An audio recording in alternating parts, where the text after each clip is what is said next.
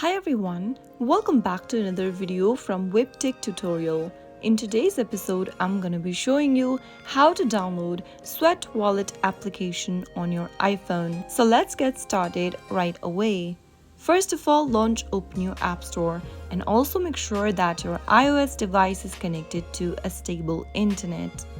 Now go to the search box and type in Sweat Wallet and search. Look for this application and then tap on the Get button to begin downloading the app. Now wait until the application is downloaded and installed. Sweat Wallet is a mobile application that allows you to store and manage your Sweat tokens. Sweat tokens can be earned by walking or running, participating in challenges, or completing other tasks. Then, it can be used to purchase goods and services within the Sweat economy. So once the application is downloaded, tap on the Open button, and there you have successfully downloaded the Sweat Wallet on your iOS device. So that's how quickly it can be done.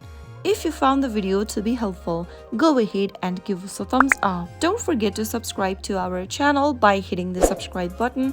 Also press on the bell icon so that you'll never miss another upcoming upload from us. I will be back again with the next video. Thank you for watching.